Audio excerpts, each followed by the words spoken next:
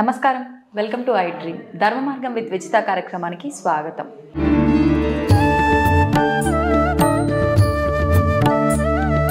అంటే గీత నేర్చుకో జీవితాన్ని మార్చుకో అనే ఒక ప్రవచనాల ద్వారా, మాటల ద్వారా మనందరినీ గీత నేర్చుకోవడంపై ఆసక్తి కలిగేలా మాట్లాడుతూ ఉంటారు.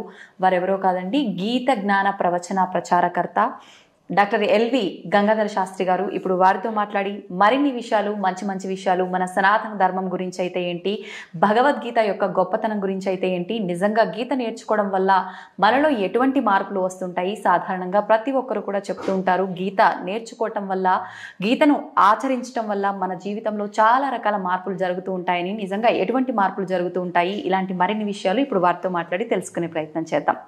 నమస్కారం అండి. నమస్కారం తల్లి, ఆయుష్మాన్ భవ. థ్యాంక్ యూ అండి.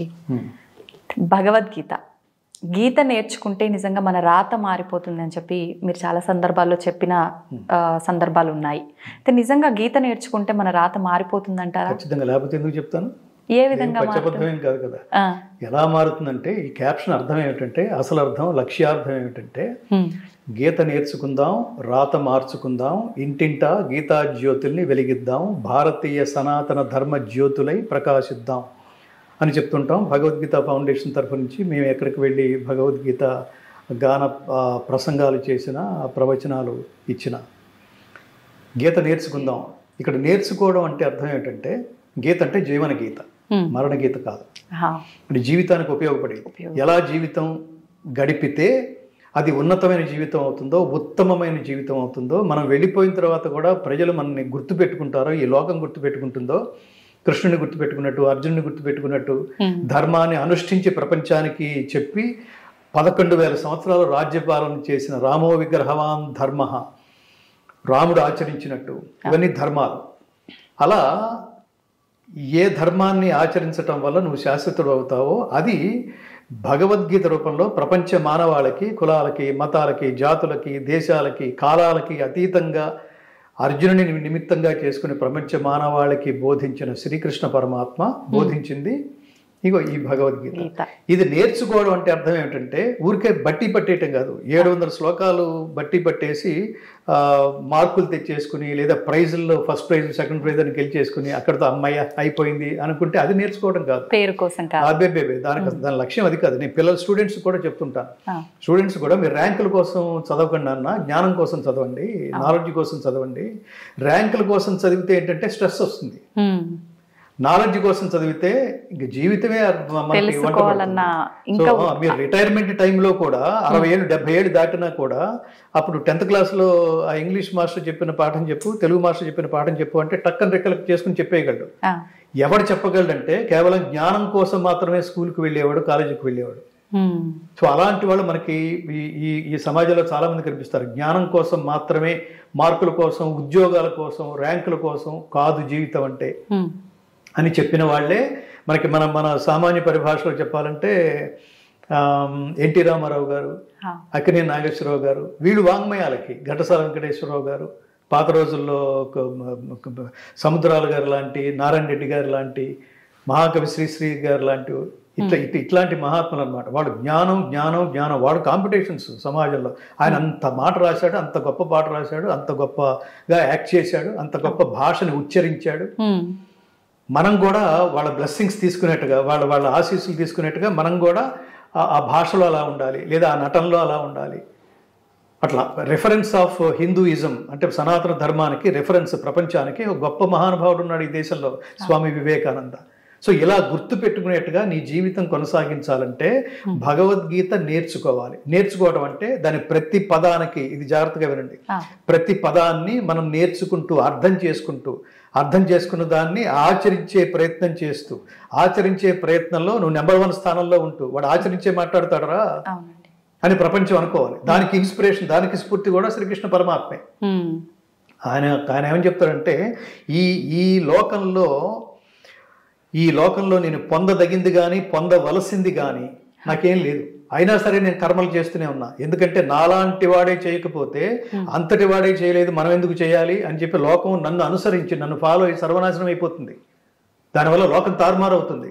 అందుకని నాకు అవసరం లేకపోయినా, నాకు ప్రయోజనం లేకపోయినా నేను కర్మని ధర్మబద్ధంగా అనుష్ఠిస్తున్నా. మేము మీకు ఇన్స్పిరేషన్ ఇవ్వడం కోసం. సో అందుకని కృష్ణుడి నుంచి, భగవద్గీత నుంచి మనం నేర్చుకోవాల్సింది ఏంటంటే, ఎవడైతే ఆచరిస్తాడో వాడు మాత్రమే చెప్పడానికి అర్హత ఉంది, వాడికి మాత్రమే చెప్పడానికి అర్హత ఉంది.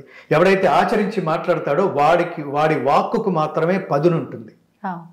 డైలాగ్ భలే చెప్పాడరా అనుకుంటారు, అంతవరకే.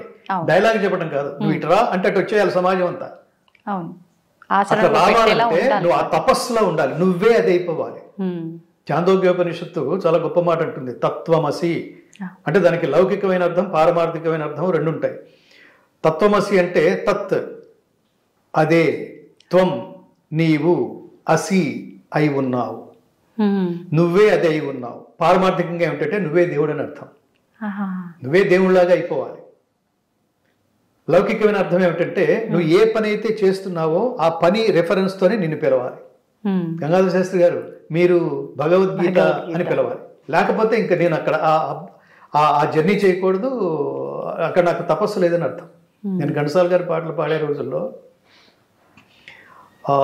ఆ పాటలు పాడుతున్నప్పుడు ఆ కార్యక్రమంతో అయిపోయిన తర్వాత ప్రజలు ప్రశంసించడంతో పాటు నేను ఎక్కడికి వెళ్ళినా సార్ మీరు ఘంటసాల గారు అట్లా అంటుండేవాడు. అదే రిఫరెన్స్. అంటే మీరు దాని యోగం అంటాం, యుజ్యతే ఇది యోగ. యోగం అంటే కలయిక. ఈ కలయికలో రెండు, లౌకికంగా కలయికేమో నీ పనితో కలిసిపోయి ఉండాలి, పనే నువ్వైపోయి ఉండాలి, ఆ పనితోనే నువ్వు పిలువబడాలి. అల్టిమేట్ గా వీడు కారణ జన్ముడు రా, దానికోసమే పుట్టాడు అనిపించుకునేట్టుగా ఆ కర్మను ఆచరించాలి. అది అంతేగాని శాలరీల కోసం నాన్సెన్స్ ఇదంతా. ఈ యాక్టింగ్ చేయకండి, ఏదో చేసాం వీడి మొహానికి ఇదే ఎక్కువ అనుకుంటూ ఉద్యోగాలు చేస్తుంటారు చూడండి, వీడిచ్చే శాలరీకి ఇదే ఎక్కువ. అది లోయర్ లెవెల్ కర్మ అంటారు దాన్ని. సో అల్టిమేట్ లెవెల్ కర్మ ఏంటంటే నువ్వు ఇచ్చే శాలరీతో నాకు సంబంధం లేదు, నేను నిరంతరం అదే తపస్సులో ఉంటా. ఓకేనా? కోటి దీప ప్రభలలో స్వామి కోనేటి నీటి అలలలో శతకోటి భక్తుల నయనములలో తెప్పపై వేంచేయు తిరుపతి రమణ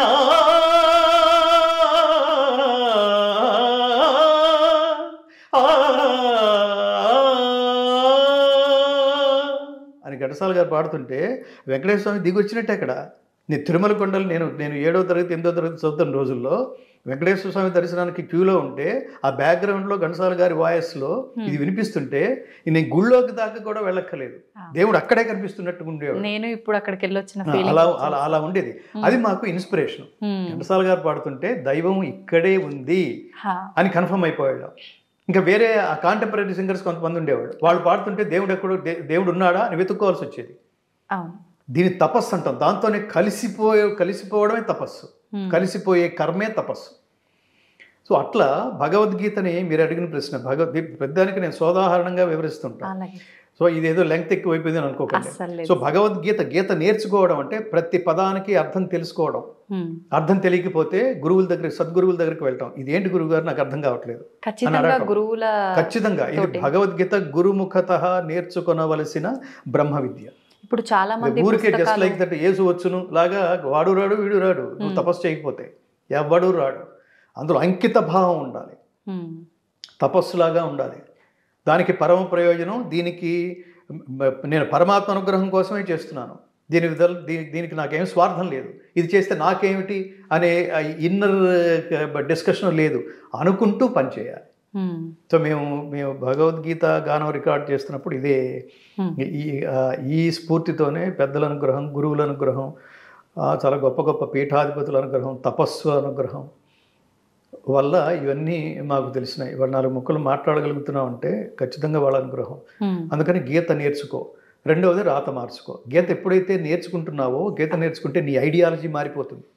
అప్పటి వరకు ఎలా ఉన్నావు, గీత పాత రోజుల్లో ఇది ఒక యాడ్ వస్తుండేది, జీవన్ టోన్, తినకముందు తిన్న తర్వాత ఇటు చూపిస్తుండేవాడు వాడు.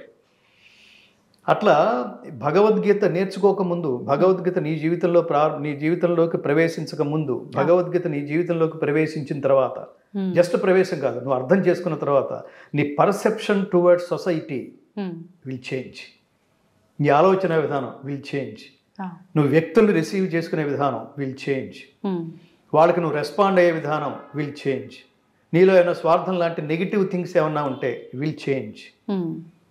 అలా అంత ఉంటుంది. సో గీత నేర్చుకుంటే అలా నీ రాత మారినట్టే. రాత అంటే ఏమిటి? నీ గమనం, నీ ఫ్యూచరు, నీ ఆలోచన విధానం ఇవన్నీ మారినట్టే. కాబట్టి అందుకోసం ఏం చేయాలంటే ఇంటింటా గీతా జ్యోతుల్ని వెలిగించండి తల్లులారా అని మీలాంటి తల్లులకి నమస్కారం చేసి రిక్వెస్ట్ చేస్తుంటాం. అవునండి. తండ్రి పాలన, తల్లి లాలన. తల్లే చెప్తుంది, ఒరే వాడు మీ నాన్నరా అని పరిచయం చేయాలన్నా తల్లే చెప్పాలి, భాష పరిచయం చేయాలన్నా తల్లే చెప్పాలి, సంస్కారం అంటే ఏమిటో పిల్లలకి తెలియజేయాలన్నా తల్లే చెప్పాలి. అందుకనే పిల్లలు చెడిపోతే ఏమంటారు, ఏ తల్లి కిందరా బాబు వీడిని, తల్లి పెంపకం. పిల్లాడు బాగుపడితే ముందు నీ తల్లి ఎవరో చెప్పినాన్న, ఆ తల్లి పాదాలకు నమస్కారం చేస్తాను, ముందు కృతజ్ఞతంతా ఆ తల్లికే చెల్లించాలి.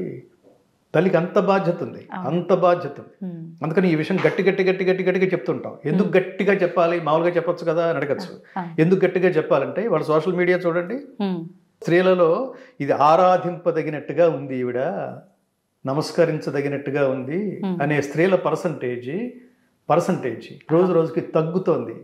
అసలు అంటే మనం 4 అడుగులు దిగజారితే అవకాశాలు వచ్చేస్తాయి, 4 బూతు మాటలు మాట్లాడితే అవకాశాలు పెరుగుతాయి, ఇంకోటి ఎవడో దరిద్రుడితో మనం ఇంటర్వ్యూ చేయించుకుంటే ఇంకా అవకాశాలు పెరుగుతాయి, పలానా దాంట్లో అవకాశాలు వస్తాయి అనే చెత్త చెదారం పబ్లిసిటీ, నెగిటివ్ పబ్లిసిటీ లాంటివి మన జీవితంలోకి ప్రవేశింపజేసుకోవడం ద్వారా అంటే ఈ దురదృష్టకరమైన లక్షణాలు పెరుగుతున్నాయి స్త్రీ జాతిలో. అది ఆందోళన కలిగించే విషయం.